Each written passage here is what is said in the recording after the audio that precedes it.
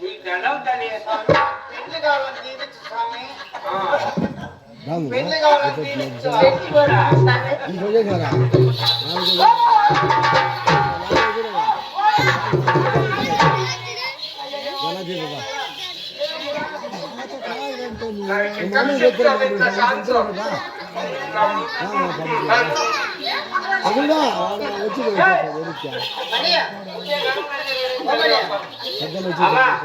ఇటుకొచ్చి mic తాకు వచ్చి తలవడం వచ్చిన పాత్రలు మీ పని మీదే, నేను చెప్పేది ఉంటుందారా మీరు?